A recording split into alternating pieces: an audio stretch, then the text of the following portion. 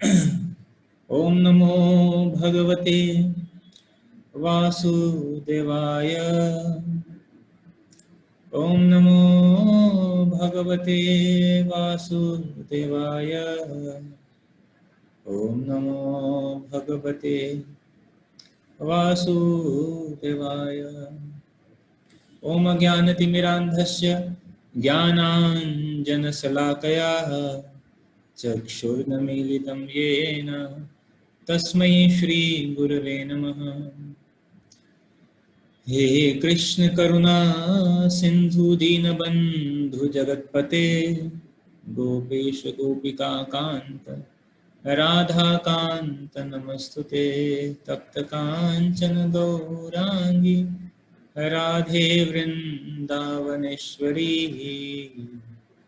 वृषभानुसुते देवी प्रणमामि हरिप्रिये।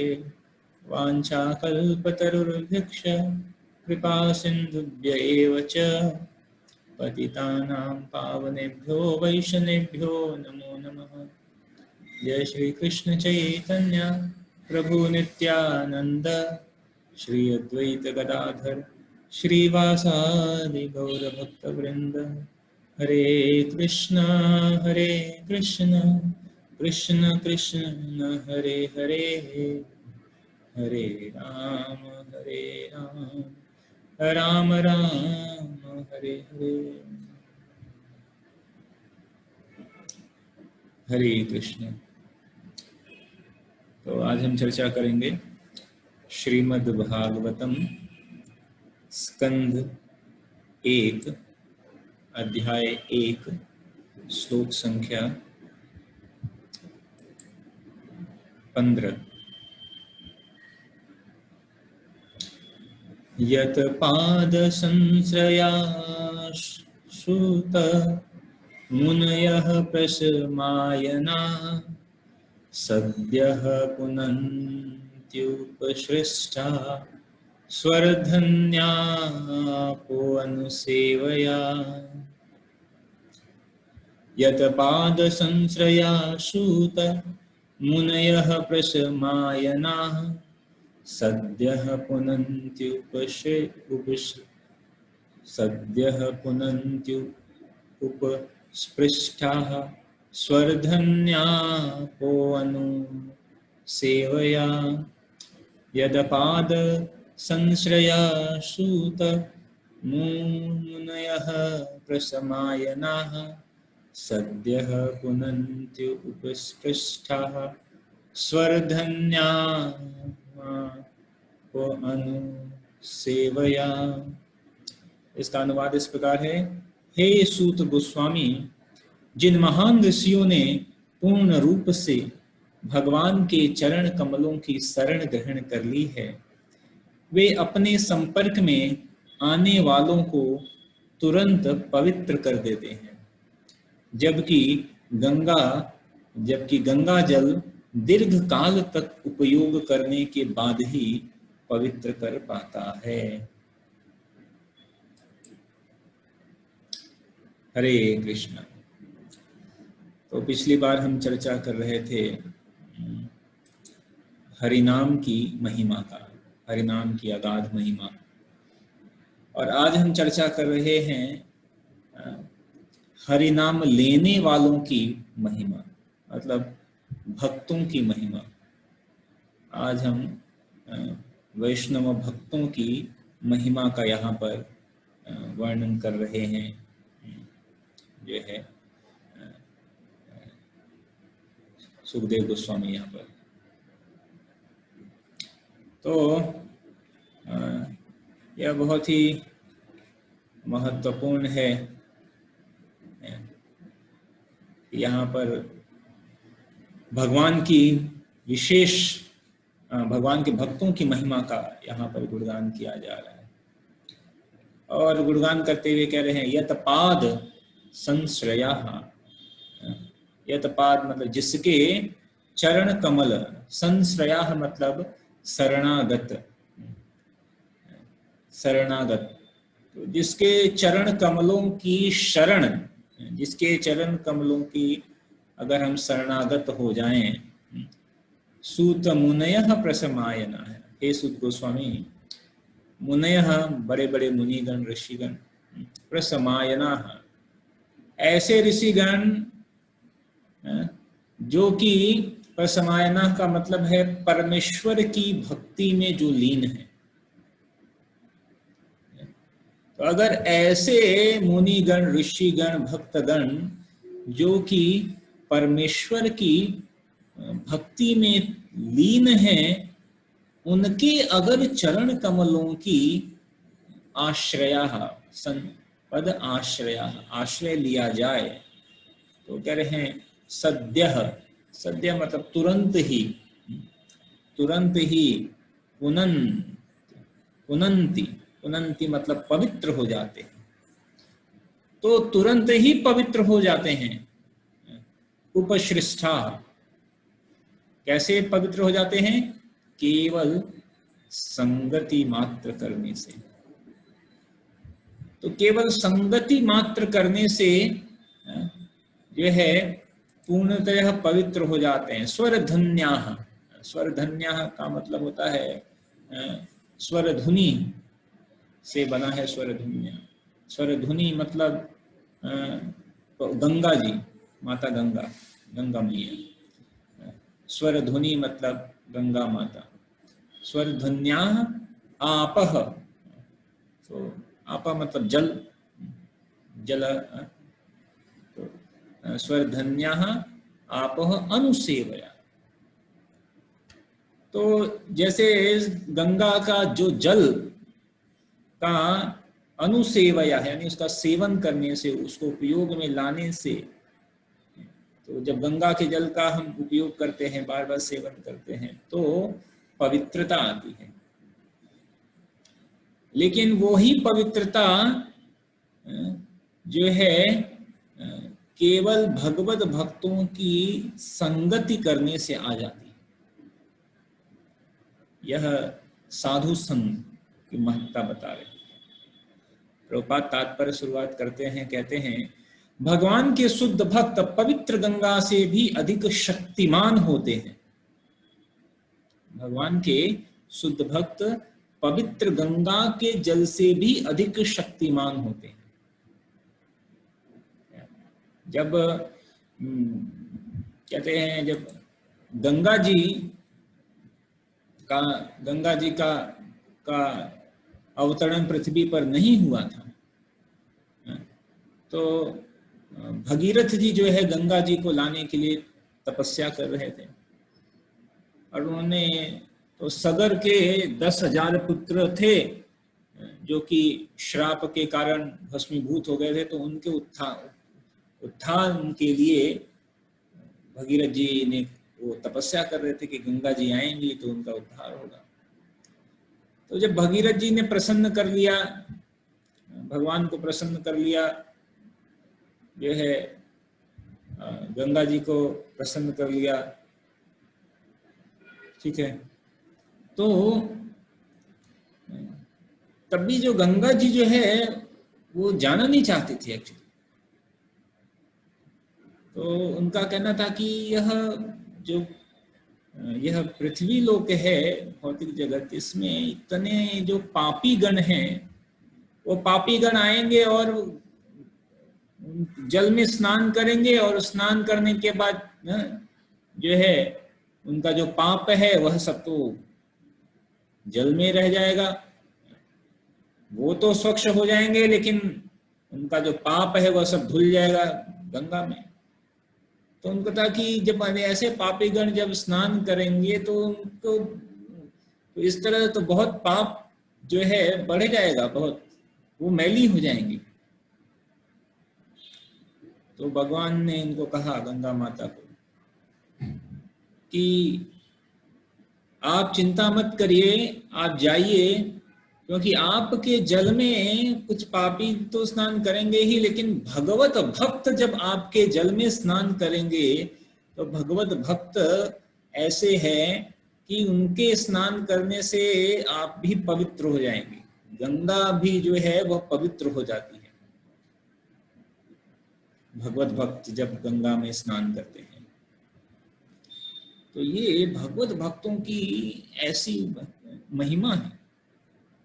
इसलिए प्रभुपाद यहाँ पर यह बात को स्पष्ट कर रहे हैं कि गंगा जल से भी अधिक शक्तिमान। इसीलिए कई बार लोग जब तीर्थ स्थलों में जाते हैं, प्रभुपाद जो है भागवत में कहते हैं कि कई बार लोग तीर्थ स्थलों पे जाते हैं और तीर्थ स्थलों पे जाकर स्नान करने में बहुत ही उत्साही रहते हैं,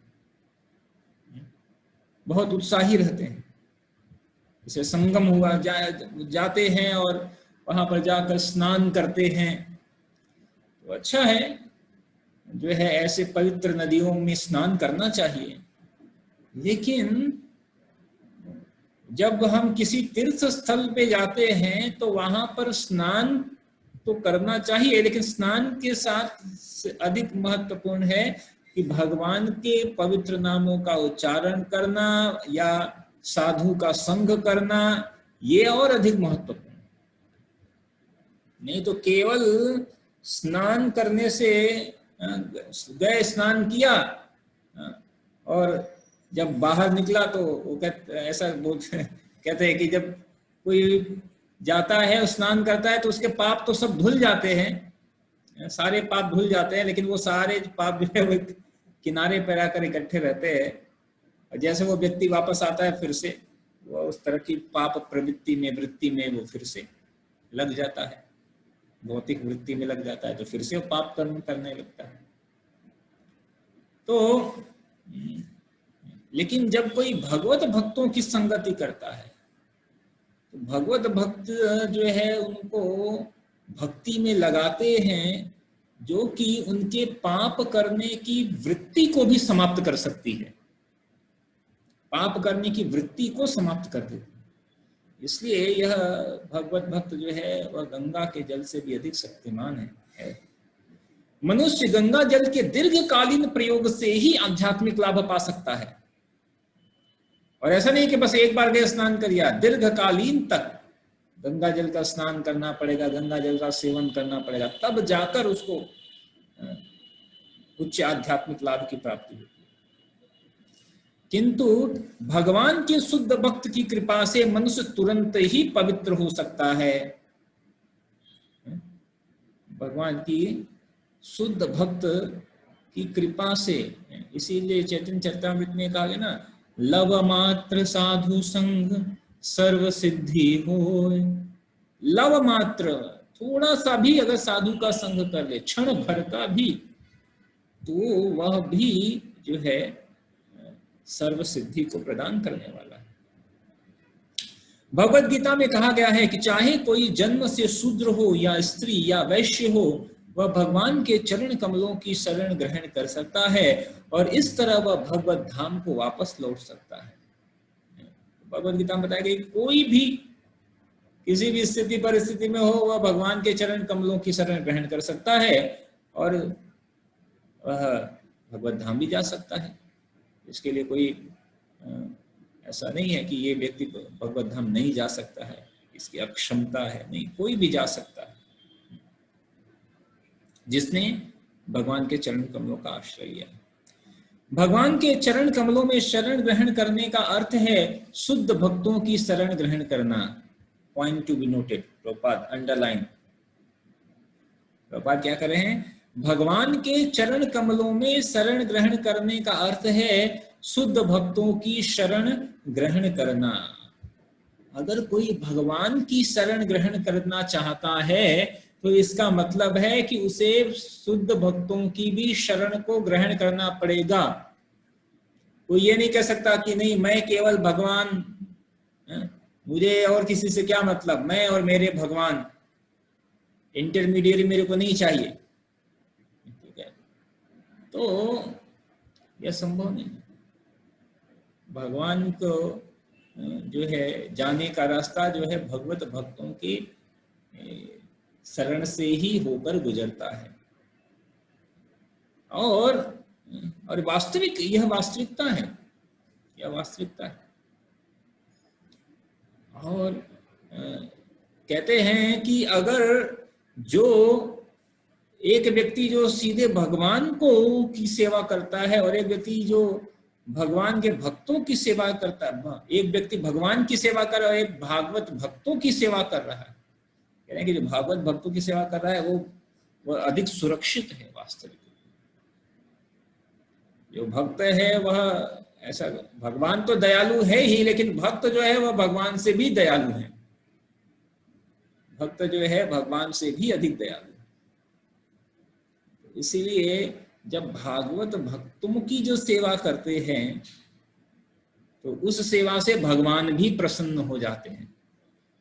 भगवान भी प्रसन्न होते हैं जब वो देखते हैं कि कोई उनके भक्तों की सेवा कर रहा है। तो इसीलिए, और ये भक्तों की जो सेवा यह सबसे बड़ा गुण है, और भक्तों के प्रति अपराध ये सबसे बड़ा अवरोध है हमारे भगवत भक्ति में। तो अगर हमें भगवान की शरण ग्रहण करनी है तो भक्तों की शरण को ग्रहण करना पड़ेगा। ये क्या कहते हैं ना, गांठ बांध कर रख लेने का, ये गांठ बांध कर रख देने का। कई बार हम बहुत बड़ी बड़ी सिद्धांत और फिलॉसफी तो हम बोलते हैं, लेकिन भक्तों के प्रति हम अपराध करते हैं। अगर भक्तों के प्रति अगर हम अपराध करेंगे किसी भी तरह का, तो भगवान की प्राप्ति, भगवत प्रेम की प्राप्ति, भगवत धाम तक हम कभी नहीं पहुंच पाएंगे, कभी नहीं पहुंच पाएंगे। कोई जगह नहीं, लेकिन परंतु प्रभु जी वो ऐसा है, वो ऐसा है, ये ऐसा है। तो वो जैसा भी हो, लेकिन भगवान का अगर भक्त है, ऐसा हो चाहे वैसा हो चाहे कैसा भी हो, अगर भगवान का भक्त है तो हमें जो है भगवत भक्तों के प्रति बहुत ही सचेत रहना पड़ेगा। ठीक है, सब हमें सचेत रहना पड़ेगा, हम उसके प्रति किसी भी प्रकार का हम अपराध ना करें। तो ये बहुत ही महत्वपूर्ण है, बहुत ही महत्वपूर्ण। इसीलिए बड़े बड़े जो भक्त है, वैष्णव पदावली में श्री नरोत्तम दास ठाकुर और श्री भक्ति विनोद ठाकुर जो है, अनेकों ऐसे ठाकुर वैष्णव पदावली में क्या बोलते हैं, ठाकुर वैष्णव पद अवनीर सुसंपद, सुन भाई भैया एक मन, आश्रय लैया भजे तारे कृष्ण नहीं त्यजे, आर सब मरे अकारण। तो क्या कह रहे हैं, इसका मतलब क्या है तो सुनिए। अरे भाई बहन सब दोनों, यहाँ तो अरे भाई कहा है, अरे भाई बहन सब सुनो। अरे भाई एकाग्र चित्त होकर सुनो, एकाग्र चित्त होकर सुनो। क्या सुनो? वैष्णव के चरण कमल ही इस जगत की सुसंपदा है। वैष्णव के चरण कमल ही इस जगत की सुसंपदा है। यदि उनका आश्रय लेकर कोई कृष्ण भजन करता है, अगर उनका आश्रय लेकर कोई कृष्ण भजन करता है तो कृष्ण उसका त्याग नहीं करते। उनका आश्रय लिए बिना यदि कोई भजन साधन करता है तो वह व्यर्थ ही मरता है, उसका भजन साधन निष्फल हो जाता है। क्या कह रहे हैं? अगर वैष्णव का आश्रय लेकर अगर कोई कृष्ण भजन करता है, भगवान का भजन करता है, तभी जाकर उसका जो भजन है सफल होता है, तभी भगवान उस भजन को स्वीकार करते हैं। और अगर कोई इंडिपेंडेंट, इसीलिए तो भगवान जब भगवत गीता में चर्चा करते हैं कि एवं परंपरा, तो इसीलिए गुरु शिष्य परंपरा, ये जो परंपरा है, ये परंपरा क्या है कि हम भक्तों का आश्रय लेकर हम कर रहे हैं, भजन कर रहे हैं, स्वतंत्र रूप में भजन नहीं कर रहे हैं। क्योंकि अगर स्वतंत्र रूप में अगर हम भजन करेंगे तो कह रहे हैं कि वो कह रहे हैं व्यर्थ ही मर जाएगा, करते करते मर जाएगा, लेकिन भगवान वो निष्फल होगा, कोई उसका कोई औचित्य नहीं है, उसी काम का नहीं। ये है वैष्णव का आश्रय लेकर भजन करने की बात की जा रही है। आगे क्या करें? वैष्णव चरण जल प्रेम भक्ति दीते बल आरत के नहे बलवंत। वैष्णव चरण रेणु मस्तके भूषण बिनु आर नाहि भूषणेर अंत। अब बता रहे हैं आभूषण, आभूषण पहनना लोगों को पसंद है ना, हार पहनते हैं, अंगूठी पहनते हैं, अनेकों प्रकार के आभूषण पहनते हैं। तो यहाँ पे बताया जा रहा है कि वैष्णवों का चरण जल, वैष्णवों का चरण जल, चरणामृत प्रेमा भक्ति प्रदान करने में समर्थ है। वैष्णवों का चरण जल प्रेमा भक्ति प्रदान करने में समर्थ है और कोई दूसरा उपाय शक्तिशाली नहीं है। इससे शक्तिशाली और कोई उपाय नहीं है। क्या कह रहे हैं? इससे शक्तिशाली और कोई उपाय नहीं है कि वैष्णव के चरण का जल का पान कर लिया जाए, चरणामृत का पान कर लिया जाए।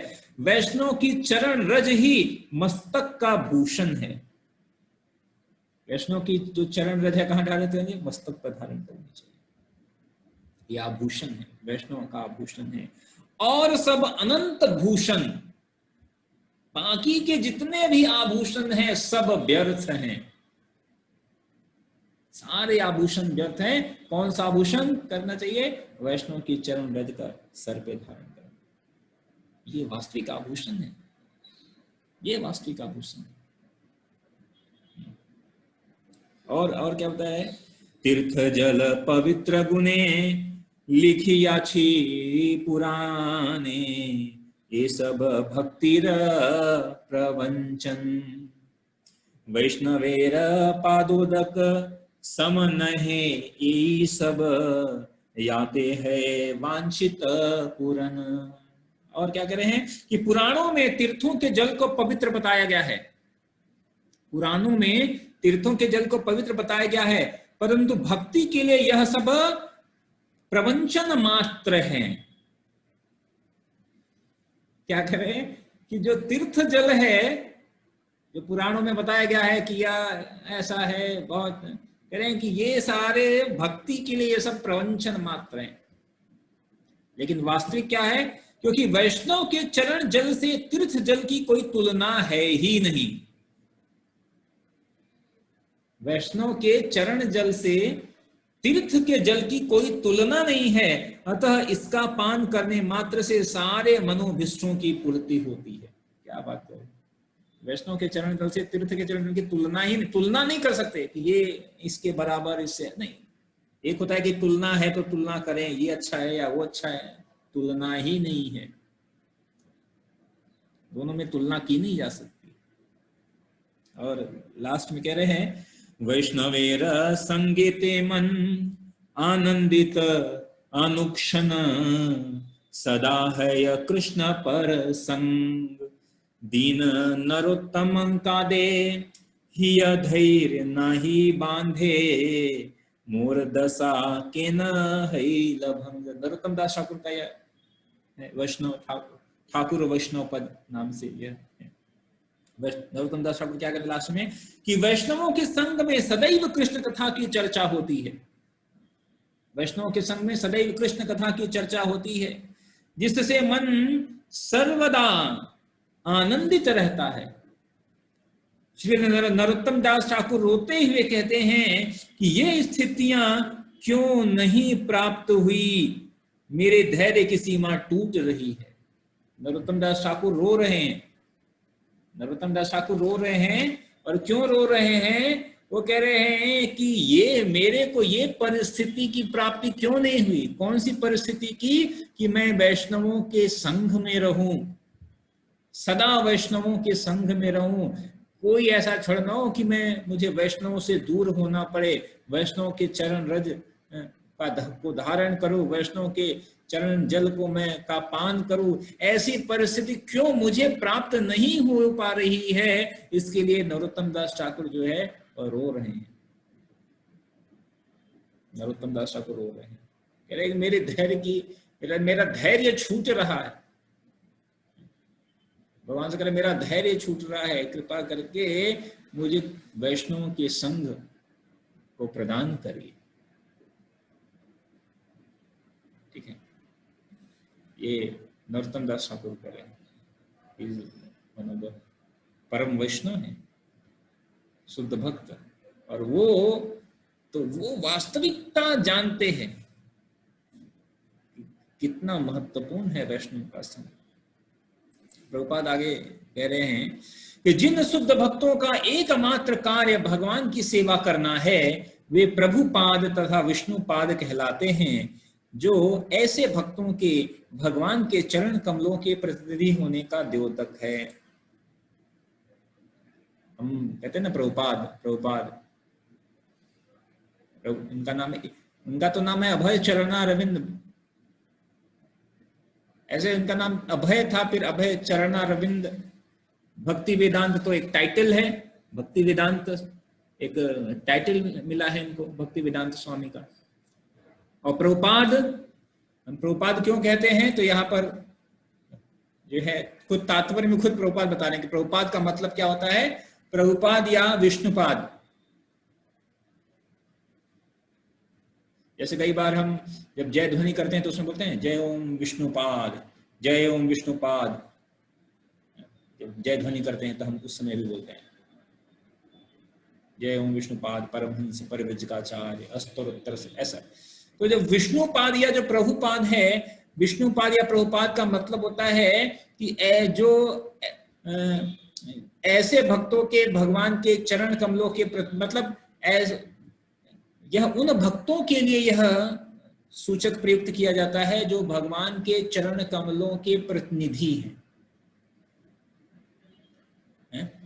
भगवान के चरण कमलों के प्रतिनिधि हैं। तो ऐसे भक्तों को विष्णुपाद या प्रभुपाद कहा जाता है।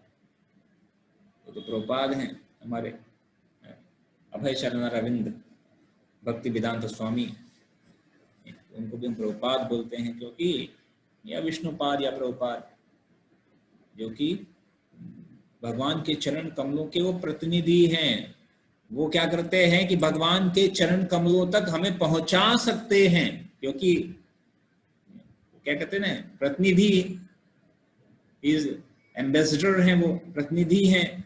तो हमें भगवान के चरण कमलों तक लाने के लिए तो वो हमें उनके माध्यम से हम भगवान के चरण कमलों तक पहुंच सकते हैं।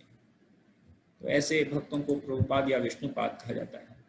अतः जो भी व्यक्ति शुद्ध भक्त को अपना गुरु मानकर उनके चरण कमलों की शरण ग्रहण करता है वह तुरंत शुद्ध हो जाता है, भगवान के ऐसे भक्त भगवान के ही समान आदरणीय हैं, क्योंकि वे भगवान की गुह्यतम सेवा में लगे रहते हैं। तो जो भगवान के भक्त हैं वह भगवान के समान ही आदरणीय हैं। यह सिद्धांत हमें समझना है। कई बार लोग इस सिद्धांत का गलत उपयोग भी करते हैं। कई बार जो है किसी को भगवान बना देते। तो जो भक्त है, जो गुरु है, गुरु कौन हो सकता है? गुरु जो भक्त होगा वही गुरु होगा, और जो गुरु है वह भगवान के समान आदरणीय है। भगवान के समान, जैसा सम्मान भगवान का करते हैं, आदर करते हैं, वैसा सम्मान और आदर गुरु का भी करना चाहिए, गुरु का भी करना चाहिए। यह बहुत ही महत्वपूर्ण है समझना।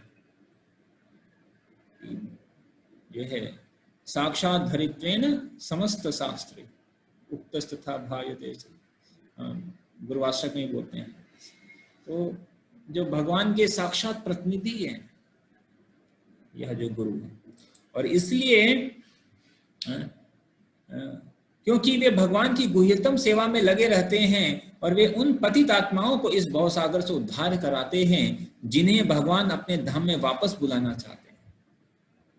भगवान हम जीवात्माओं को वापस क्लेम करना, बुलाना चाहते हैं। तो उसके लिए जो है वह भक्तों को भेजते हैं, गुरु को भेजते हैं, और वो भक्त जो है हमें किसी एन केन प्रकारेण अपनी अहेतु की कृपा से दया करके हम जैसे बद्ध पतित आत्माओं को जो है भगवान के चरण कमलों तक लाने का प्रयास करते रहते हैं। उनके जीवन का केवल एक ही लक्ष्य है कि किस तरह इस पतित आत्मा का, इस बद्ध जीव का किस प्रकार उद्धार। उनका कोई अपना कुछ प्रयोजन नहीं है, उनका अपना कोई प्रयोजन नहीं है।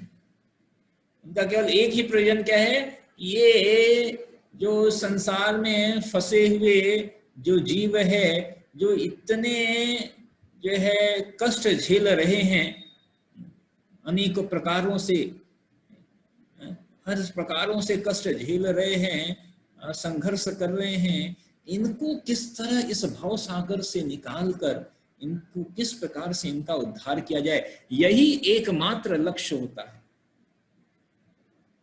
तो हमारे कल्याण के लिए भक्त आते हैं और फिर हम कई बार ऐसे भक्तों से हम फिर दूर जाते हैं, या ऐसे भक्तों का हम प्रतिकार करते हैं, या ऐसे उनके जीवन का और कोई लक्ष्य नहीं है।